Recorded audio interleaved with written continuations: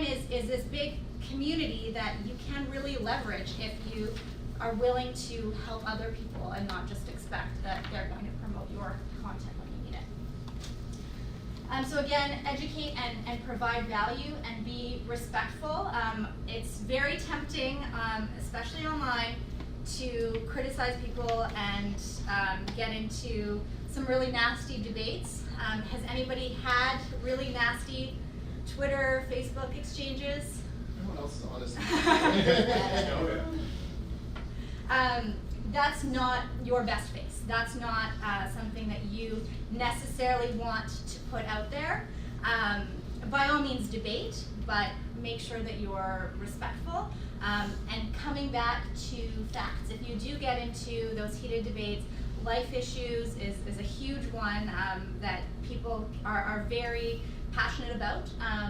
That's something, you can always go back to the polls, go back to the research, give them data, and be kind and be authentic instead of trying to shut people down. On Twitter, who knows what a handle is, first of all? A Twitter handle? So it's, okay. I'll show you this all in the kind of the hands-on workshop portion. But it's basically, I would see that he's talking to me. So if he tweets at me, at Slivinski, your presentation is really terrible, then I would see that and I would tweet back at him, well, I didn't ask you to be here. Whatever I would say. And then you get it to rude. I deserved it though. But you can be a bit playful on social media. So yes, don't be rude, but you can have fun with the medium. It's not all serious and stats and polls and articles. I say Jordan because Jordan and I are from BC. We have a friendship. We've worked together, so I could kind of engage with him that way online, and that's. No, I just cry myself to sleep over So you basically use someone's handle when you want them to know that you're starting a conversation with them, and then when they talk back to you, they would use your handle. A hashtag is something, it's like the number sign. Who knows what a hashtag is? Awesome, everybody almost.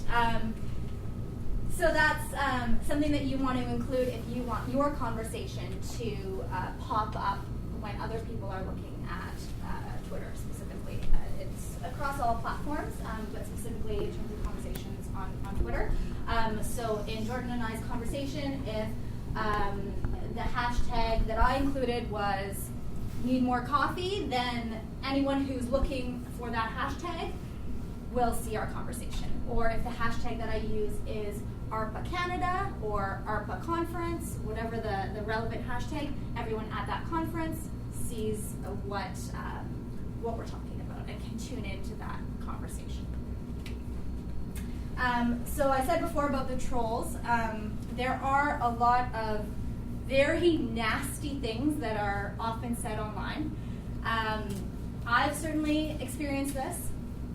A lot of, I find, conservatives are big targets for hate online, as are people on the far left.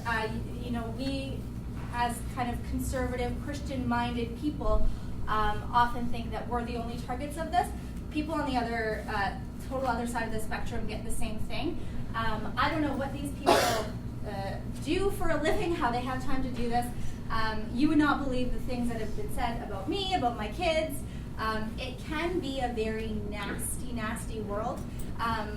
The best advice that I would have for how to handle that is try your best to ignore it.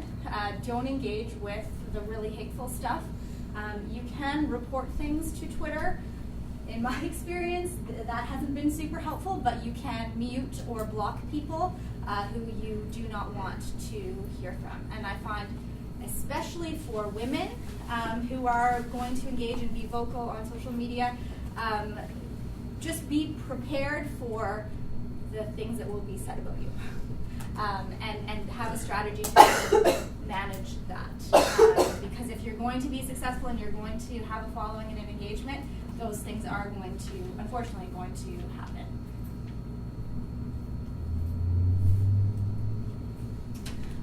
So looking at which social network is good for which type of engagement now. So most of you are on Facebook, so you know a little bit about how that works. Facebook, if you think about who are your friends on Facebook, personally, and also in terms of who's liking your organization, think of this as your core group. The people who really want updates from you on what you're doing, what your plans are, what you think about certain things. People who you used to know. So we all probably have our high school friends on Facebook. So if you think about Facebook as the past, yes, it's useful for promoting future events, but this is your kind of what happened, what do I want people to know about what happened. Instagram, what's happening now, instantly. It's also a visual kind of aspirational medium, and by that I mean it's you in your very best light. People often will post behind the scenes photos on Instagram. This is especially true for organizations. This is actually the most successful type of content on Instagram. So for example, setting up for a conference, getting the Buoys for Babies display ready, that's something that would do really well on Instagram because it gives people a more casual behind the scenes look at what your organization is doing with obviously the most beautiful filter, and you want the photos to look good on there. So Instagram, it's tough to specifically nail down what kind of following you're going to get. There's a lot of different ways to engage on Instagram effectively. Some people do it as that kind of behind the scenes look. Some people do it as really professional, beautiful photos, pushing those out there. I won't get too much into the weeds on that because I really want you to focus on the next one, which is Twitter. When you're talking about building an engagement with journalists, with politicians, with people who can really help you achieve your goals online, Twitter is the one to go to. So these are the people who you want to know. When I run social media campaigns, the most focus that I always put on a network is on Twitter because it's a great way to get people to tune into what you're doing, what you're talking about, what you want them to know about you. And most journalists, I have yet to meet a journalist who is not on Twitter. They're on there, they're engaging, they're regularly checking that. So when you want them to cover a story of something, Twitter is the way to connect with them. And politicians are also on Twitter. A lot of them don't run their own accounts, especially when you talk about MPs, but they are tuned into what's going on there. And really easy way, and I know that you've had some sessions about meeting with MPs in person. There's also a really quick way to get at them on Twitter, find out what their handle is, tweet at whatever the MP is, what you want them to know, what the issue is that you care about, you want to flag to them.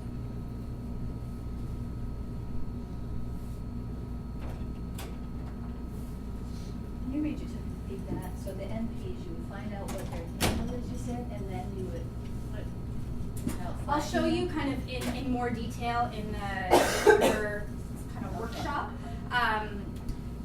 But you would tweet at them, so @ whatever their handle is, and then say what you want them to know. So at Christia Freeland, check out this poll on life issues, and then the link.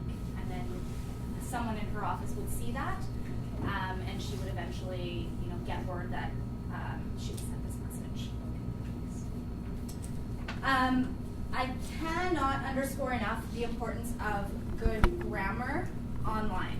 And I know this sounds like something that's really boring to talk about. People like to think of social media as this cool, fun place where you have all this freedom to use numbers and symbols and all these different signs. Grammar will buy you a ton of credibility. When people try to look at what you are sending out there and you're using your, Y-O-U apostrophe R-E, your campaign sucks, well, that doesn't reflect very positively on you. It's something that you really, really want to be careful to protect your spelling, your I don't know what pronunciation, punctuation is what that should be. So that's, ignore my mistake in my grammar slide. It does say punctuation. Does say punctuation. Yes, it's correct. Wow, I can't read. Okay, good. Spell check this. So just run it through your kind of mental spell checker there to make sure that you're putting out, again, the best version of yourself, the best information, and you're not putting in any blocks for people to really understand what you're trying to say. Because that's what programmer does, and for kind of phrasing and punctuation and spelling, is it prevents people from really getting your message and understanding what you're going for there. So again, don't try to be cool. Use symbols and numbers because it's just confusing for people. It may make sense to you, but the best way to engage online is with full sentences, with proper punctuation and capitals and whatever else. And I say this because my husband's an English teacher and he drills this all into me.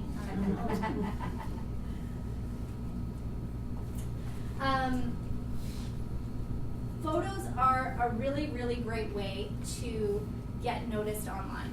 There is so much content that's being pushed out there all the time. Twitter is constantly updating. Facebook is constantly updating. One of the ways to get people to stop and look at your information once you have a following going is to include really high quality photos, things that people want to look at. The statistics on this really back up how important photos are. Posts with photos get 87% more shares on Facebook and 35% more retweets on Twitter.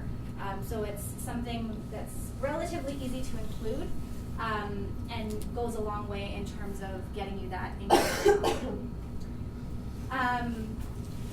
When you structure posts, so not only photos, including a link is a great thing to do as well. That also will boost engagement, make people look at what's going on. And again, I'll get into this more once I have the visual of Twitter up there for you to see what's going on. But the ideal structure of a post is your information, a photo, a link, and a hashtag. So think about that, and then we'll look at what that looks like. Say that again, please. So the ideal structure of a post is your information that you want to get out there, a photo, a link, and a hashtag. Preferably a photo of a cute kitten or something, right? I always click on those. Or a puppy. Yeah, or a puppy. Don't discriminate. Fortunately, pro-life, we're in the cute baby business, right? So this is easy. And then you have obviously not a photo of a kitten if you're talking about life issues because you want photos to be relevant. What do you mean by 35% more tweets? Like, so people will repost what you're putting out there 35% more times if there's a photo attached to it versus just the words. So it just makes people stop and look and pay attention. So I was listening to the radio in Vancouver. They were interviewing a guy named Michael White. I don't know if you guys know who he is. He's kind of the grandfather of the Occupy movement. So actually on the very other side of what a lot of you guys are. But he said something that I thought was really poignant about engaging online. He said the best ideas are not the ones that are retweeted because the best ideas make you uncomfortable. So what this goes to say is, yes, you want to boost your engagement. You want people to be following you, to be liking you. But there's also something to be said for pushing that envelope. Likes are not the only thing that you're after. That's not necessarily a good measure of how successful you are online. You should think about what are your goals. In the same way that you would, in your day-to-day life, is your goal to have everybody like you, everybody be reposting what you're saying, everybody be clicking, that little heart icon? Or is your goal to engage with people in a meaningful way, provide value to a smaller number of people perhaps, but make them think about things? This is something that I come back to again and again. With my clients as well, when we talk about campaigns, people often say, well, people aren't liking me enough, people aren't following me enough. But the engagement that they are getting is of value. So for a business, are the people who are engaging with me my actual customers? For pro-life causes, are the people engaging the ones who will actually get involved and come out to events and the March for Life event? So now I'll have a time for questions for you to talk about kind of what your biggest hurdle is, and I'll see if I can help you address that. And then we'll get into, if I can get those volunteers to look at specifically on Twitter, we can maybe apply some of the things that I've talked about, if any of this has made sense, hopefully. So I'll start by asking you, what's your biggest hurdle online? What did you hope to get out of this workshop? What do you want to improve? Big followers, I guess, would be a big one. More followers? Yeah, just kind of like, that's kind of some of the problems that I'm having is just that you put stuff out there and it's kind of like throwing something at a wall and nobody, it's like you slap something on a bulletin board and nobody pays any attention to it. Mm-hmm. Well, by specifically engaging with people, you're kind of having that conversation that makes them want to tune in and share, and but when people share, they expose you to more people. So you definitely want to be engaging in that conversation. That's a two-way street as opposed to just that broadcast medium. Just like responding to questions and things like that kind Yes. of deal? Okay. Yeah. And also asking people questions about what they're doing. Okay. That's a great way to show that you're a human online and not just this bot that's putting out promotional information. Yeah, okay. Anybody else? Yes. So I do a little bit of this, not as consistently as you do, but one of the things that I've been told by people who like marketing groups is treat social media like voicemail. Unless it's a troll, you wouldn't respond to a voicemail anyways. But if you don't respond to someone, you've actually lost. Thank you, and then that kind of closes the conversation. You could say, thank you, check out our live streams online for more information or to rewatch them. So kind of that value add on top of the posts that will get you kind of more engagement, more, again, that coming back to that value and educational content that you're providing to people. Yeah. I guess the question is how you manage, like with, like if you're following some hundreds of people, how do you keep up with that? Like, if you follow all those threads and try to interact with. So you can create lists on Twitter. You can create different lists for different groups of people. You can create one for journalists. You can create one for MPs, and you can check in with that. Something else that you can do is every day set aside 15 minutes of your time to check in with the people that you really care about. You say, for example, know that an MP is putting forward a bill that you're interested in. Check their Twitter. Every day, go back and check and see, are they putting out anything about that I want to engage with? It's a small chunk of time, but devoting that time to specifically look at what's going on online in a strategic way and just find, instead of looking at, like you say, that huge feed, find the people who you're following, really interested in what they're doing at that time, and just check in with them every day. What do you guys see other people doing well that you would like to learn how to do across any social platform? Is there anything that stands out apart from kind of that big following? Is there anything that you see that you would like to do but you don't know how to do? Well, here's a question. Is it possible to post a document on Twitter, or does it have to be a link already to something that's already online? You can post a photo of the document. Okay. So, for example, a PDF. You can post kind of a photo, so that will come up. Links are also kind of good to include, because sometimes reading, if it's a big document in the actual Twitter feed itself, it's hard to read what's in there. So links are quite good, but you can post a document. A more effective way to get that information out is to break down the document into pieces. So if it's a document looking at different statistics, like a poll, for example, tweet out each question of the poll in a separate tweet, so that you would get, one is like the first question, this percentage of people say this percentage of people say that. Just keep breaking that down into manageable bite-sized chunks. It's easier for people to read, and it will do better in terms of sharing and reaching your I think you can either push the document to Scribd and then share that link from Scribd on Twitter, and you just include like a private poll or something. Yeah, or like a Facebook Yeah. note even. Yeah, there's, lots of ways to get a document Will you online. repeat that, please? You can post a document, so like Me putting information out there versus asking for reaction back. So I'm going to say, hey, this is something that's happening, versus here's a poll. What do you, or what do people think about this sort of thing?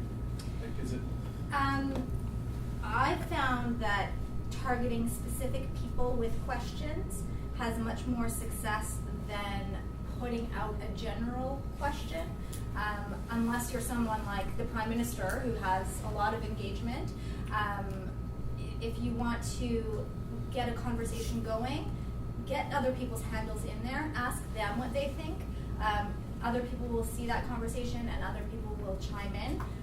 But then at least you get that two-way conversation going. A lot of followers will be hesitant to just reply and chime in if it's a general question. If they're seeing that a conversation has already been started, they're much more likely to get involved. Have you guys found anything online discouraging, confusing, something makes you want to shut down all your networks? The trolls thing is always fun. We actually, the ARPA Canada account has a couple of good trolls. So even for the past couple of days, we've had people tweeting at us. It actually just helps out our hashtag than anything else. But So you have a good outlook on it. yeah, well, you kind of have to, I guess. But I think it's a little bit easier. It's a little bit easier when it's an organization versus your personal account. It's always, I find, tough when someone's trolling your personal account. So you almost have to think of it as you are an organization. You are remove it a little bit from who you are, and then it's a little bit easier to handle those trolls. Get an answer from them saying, oh yeah, you're right, like now you've totally changed my mind. But at least they're seeing that information, and people who are following you will see that you are actually a source of quality information. And that's beneficial in a lot of ways, kind of to build you as that industry leader, that thought leader in your realm. You talked about being authentic, and I have trouble sometimes with photos because so many are edited, and you don't really know, like, you try to put your best face forward, so if you have a picture by the Prime Minister or whatever, it's not actually a very good photo, I'm just not going to put it on. And I find you don't really know what's truly authentic anymore, and then if you have just a general snapshot and you haven't edited it or something, you don't feel like it's worthy to put on then. It's a great point. I think photos are tough because we're kind of our own worst critic in that. And I mean, think about it does this photo have value to your audience? If it's a photo of you with the Prime Minister, I'd say put it out there, like no matter how terrible you think it is or how terrible you think you look or whatever. I think think it's worth putting on. Everyone has a different comfort level with how authentic their photos are. I think what really matters in terms of authenticity is it's your voice, whether that comes across in the photos or in the language that you use, the kind of information that you're putting out there. Don't try to kind of put on a front, put on a show. Be authentically sharing what matters to you in the way that you want to share it, if that makes sense. This is all, like, all these social networks are your playground to do with what you want, and you don't have to copy somebody else's rules for what kind of photos are on there or whatever else. You can express yourself in the way that you want, right? I'm just giving tools for how you can kind of make it work. When does what you're posting do more damage than good? And when I see someone, after a while, I don't want to look at their stuff anymore because it's like the same stuff over and over again, you know, you know, and it might be their platform, but it's to the point that it's irritating me. Would you say that those kind of people or organizations that you're thinking of, it's self-promotional content, or is it the educational? Well, they have side? a point of view that, and they're not going to listen to anybody else's point of view, right? They got blockers on, even if someone proves them Yes. wrong, they're not going to change their mind. If you don't want to see their content, you can always mute them or block them. Yes, That's right. base of where you're getting your information, sharing as much that is educational as opposed to trying to push a certain point of view. So, for example, as a pro-life organization, you would want to share a broad range of stories about life issues, polls, stories in papers like the Globe and Mail that may not necessarily take a very pro-life slant. Put those things out there so that people following you from all kind of sides of beliefs and sides of the political spectrum will see value in what you're putting out there. If you're constantly pushing one point of view, you're going to alienate people. And opposing kind of information is a really good conversation starter.